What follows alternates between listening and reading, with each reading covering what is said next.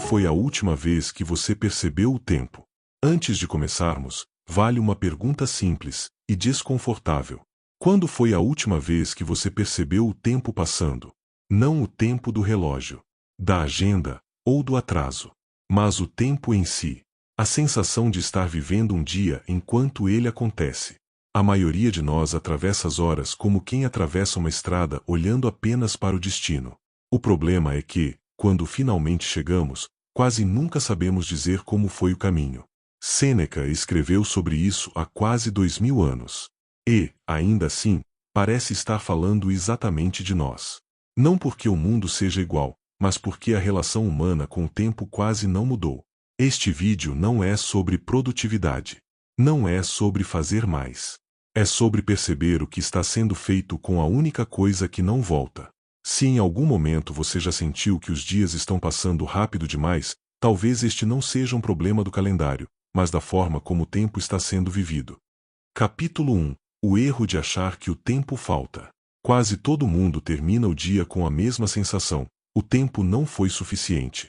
Mas se você parar por um instante e olhar com honestidade, talvez note que o problema não foi a falta de horas. O dia aconteceu inteiro. O que muda é a forma como ele foi atravessado. A maior parte do tempo não vai embora em momentos importantes. Ele se dissolve nas pequenas exigências que parecem inofensivas, nas decisões rápidas que não deixam marcas, nas distrações que ocupam espaço sem construir memória. Quando percebemos, o dia acabou, e não sabemos exatamente onde estivemos enquanto ele passava. Sêneca já dizia que a vida é longa o bastante para quem sabe usá-la. O que ele observava não era preguiça ou desperdício deliberado, mas um tipo de descuido silencioso. As pessoas não escolhem perder tempo. Elas apenas deixam de perceber quando ele está sendo gasto. Viver nesse modo automático cria uma ilusão estranha. Estamos sempre ocupados, mas raramente presentes.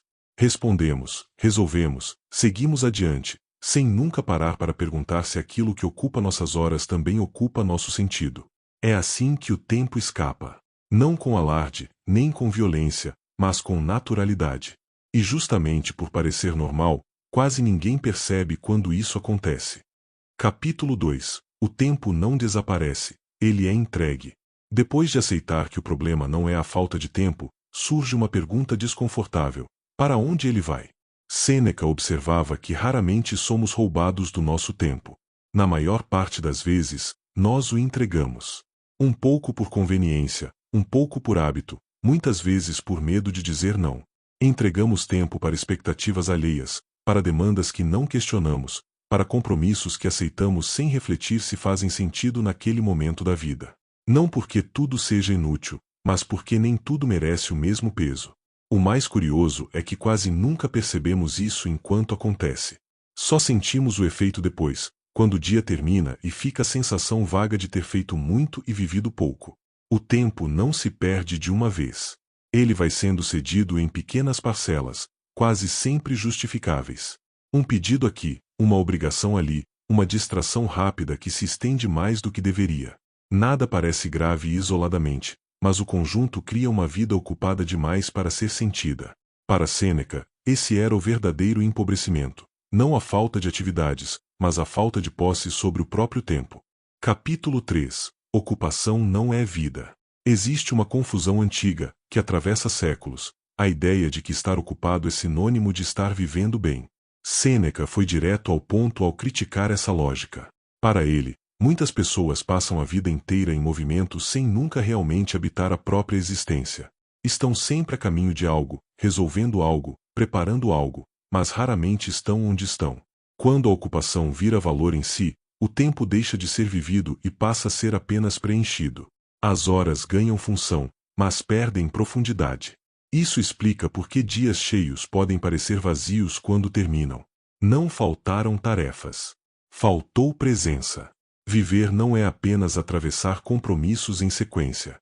É conseguir estar inteiro, ao menos em alguns momentos, naquilo que se faz. Sem isso, o tempo passa, mas não se transforma em experiência. Sêneca não defendia uma vida ociosa. Ele defendia uma vida consciente. Uma vida em que o tempo não escorre sem deixar vestígios. Capítulo 4. A ilusão do depois. Um dos modos mais comuns de deixar o tempo escapar não está no excesso de tarefas, mas na forma como empurramos a vida para um ponto futuro que nunca se fixa. A ideia de que haverá um momento mais adequado para viver atravessa silenciosamente o dia a dia, sem que percebamos o quanto ela reorganiza nossas escolhas. Vivemos como se o presente fosse apenas uma travessia. Um espaço provisório que precisa ser suportado até que algo termine, se resolva ou se estabilize. O agora vira um intervalo entre obrigações, não um lugar onde a vida realmente acontece.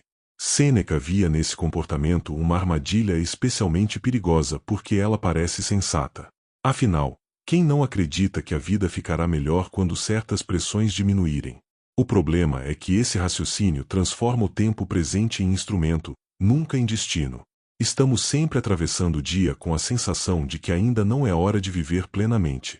O futuro, porém, raramente se apresenta da forma que imaginamos. Quando uma fase termina, outra começa. Quando um peso é retirado, outro ocupa o lugar. A promessa de tranquilidade se desloca continuamente para frente, enquanto o agora vai sendo consumido sem atenção real. Nesse processo, não há má intenção. Ninguém decide conscientemente desperdiçar a própria vida.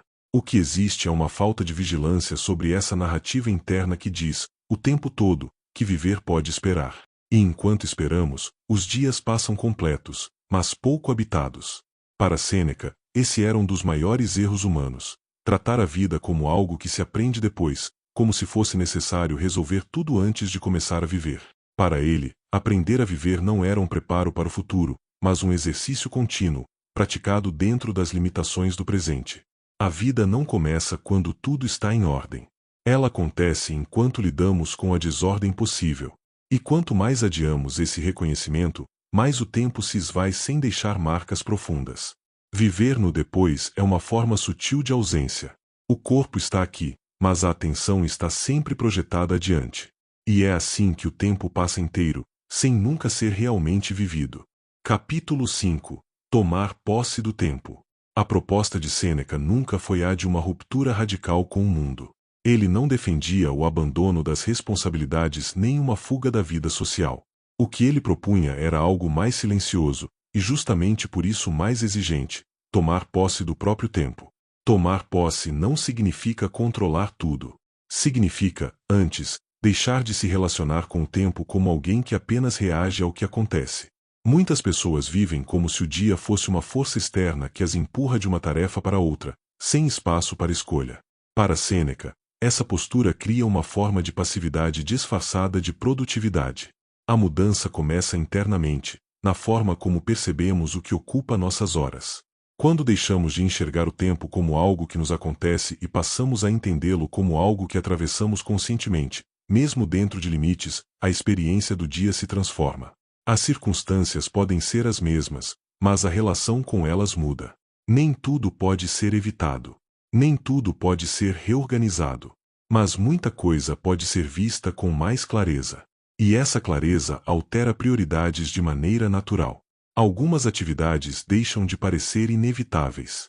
Certos compromissos passam a ser revistos, não por rebeldia, mas por lucidez. Distrações que antes pareciam inofensivas começam a perder força quando percebemos o quanto elas fragmentam nossa atenção. Para Sêneca, o tempo mais desperdiçado não era aquele ocupado por deveres, mas aquele vivido sem consciência.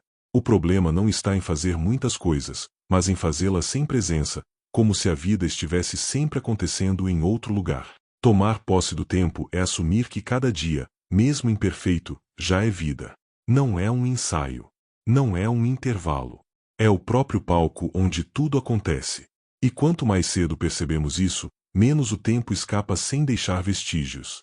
Essa posse não exige grandes mudanças externas. Ela se constrói em pequenos ajustes de atenção, em escolhas silenciosas, em momentos em que decidimos estar inteiros no que estamos fazendo. É aí que o tempo deixa de ser apenas algo que passa e começa a se tornar algo que é vivido. Capítulo 6. A vida adiada não é uma vida menor, é uma vida ausente. Sêneca tinha uma preocupação constante com algo que raramente percebemos enquanto acontece: o hábito de viver em suspensão. Não se trata de grandes adiamentos conscientes, mas de uma postura interna. A sensação de que a vida verdadeira ainda vai começar quando certas condições forem resolvidas. Enquanto isso, seguimos funcionando. Cumprimos o que precisa ser cumprido. Respondemos ao que é esperado. Mantemos tudo em movimento. E, por fora, isso parece responsabilidade. Por dentro, muitas vezes, é apenas adiamento da presença. O problema não é planejar o futuro. Sêneca nunca condenou isso. O problema é transformar o presente em um corredor estreito por onde passamos sem olhar para os lados. Quando a vida é tratada apenas como preparação, o agora perde valor. E o tempo, que deveria ser vivido, vira apenas um recurso sendo consumido. Não é que essas pessoas não vivam. Elas vivem, mas sempre à margem do próprio dia. Para Sêneca, isso era uma forma silenciosa de desperdício, não porque o tempo fosse curto, mas porque nunca era plenamente habitado. Capítulo 7. O medo de parar e o medo de perceber. Existe uma razão mais profunda para essa fuga constante do presente. Parar não é apenas interromper o movimento. Parar exige perceber. E perceber, muitas vezes, confronta. Quando o ritmo desacelera, aquilo que estava abafado começa a aparecer. O cansaço que vinha sendo ignorado, o desconforto com escolhas antigas, a sensação incômoda de que muito do que ocupa nossas horas já não nos conduz para o lugar que imaginávamos. Enquanto estamos em movimento, essas perguntas ficam suspensas. Quando paramos, elas se aproximam. Manter-se ocupado pode funcionar como um anestésico silencioso. Não porque o trabalho ou as tarefas sejam um problema em si, mas porque o excesso de ocupação impede o encontro consigo mesmo. Resolver coisas o tempo todo cria a impressão de utilidade, mas também pode servir como uma forma elegante de evitar o olhar mais honesto sobre a própria vida. Sêneca compreendia esse mecanismo com clareza. Por isso insistia tanto na ideia de vigilância interior. Não como um exercício de cobrança moral, nem como uma prática rígida de autocontrole, mas como um gesto de lucidez. Observar a própria vida exige coragem, porque nem sempre o que se vê confirma as narrativas que contamos para nós mesmos. Parar não é improdutivo. Parar revela. Revela o que está desalinhado, o que foi mantido apenas por hábito, o que continua sendo feito sem convicção. E é justamente por isso que tantas pessoas evitam esse estado. Não por falta de tempo, mas por receio do que pode emergir no silêncio. Quando não paramos, o tempo passa quase sem ser notado. Ele atravessa os dias enquanto estamos ocupados demais para senti-lo. Quando paramos, algo muda. O tempo deixa de ser apenas uma sequência de horas e passa a ser uma experiência perceptível. Ele ganha densidade. Ele aparece. Essa é a diferença fundamental. Não entre fazer e não fazer, mas entre atravessar a vida distraído ou estar consciente dentro dela. Parar não rouba tempo. Parar devolve o tempo àquilo que ele sempre foi, vida acontecendo agora. Encerramento. O tempo não está faltando, está escapando.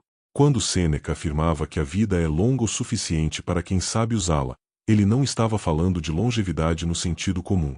Não se tratava de viver muitos anos, mas de realmente habitar o tempo que se tem. Para ele, o problema não era a brevidade da vida, e sim a forma descuidada com que ela costuma ser atravessada. O tempo não desaparece de maneira abrupta. Ele não se perde em grandes acontecimentos dramáticos. Na maior parte das vezes, ele escorre de forma silenciosa, quase imperceptível, enquanto estamos fisicamente presentes em um lugar, mas mentalmente dispersos em vários outros. Estamos ali, mas não estamos inteiros. E é nesse intervalo sutil que o tempo vai escapando. Essa percepção pode ser desconfortável, mas também carrega algo importante. Aquilo que se perde pela distração não está totalmente perdido para sempre. Não é possível recuperar o tempo que já passou, mas é possível recuperar a relação com o tempo que ainda está acontecendo. A atenção devolve densidade ao instante. Ela transforma o agora em algo vivido, e não apenas atravessado. Viver com mais consciência não exige abandonar responsabilidades, nem romper com a vida cotidiana. Exige um deslocamento interno, um ajuste de olhar. Exige reconhecer que o valor de um dia não está apenas no que foi produzido, mas na qualidade de presença com que ele foi vivido. Estar onde se está, de fato, antes que o momento vire apenas lembrança. Sêneca não ensinava pressa. Ele ensinava lucidez. Não ensinava controle absoluto do tempo, mas cuidado com ele. O tempo não pede urgência. Ele pede atenção. Ele pede que não sejamos estranhos à própria vida enquanto ela acontece. Talvez essa seja a reflexão mais importante. O tempo não está faltando de repente. Ele está escapando aos poucos, sempre que deixamos de estar presentes no que estamos vivendo agora. Se este vídeo fez você repensar a forma como tem atravessado seus dias, escreva nos comentários a palavra tempo. Não como algo que falta, mas como algo que ainda pode ser vivido. Aqui, a filosofia não fica nos livros. Ela toca a vida real. Nos vemos no próximo vídeo. Até lá!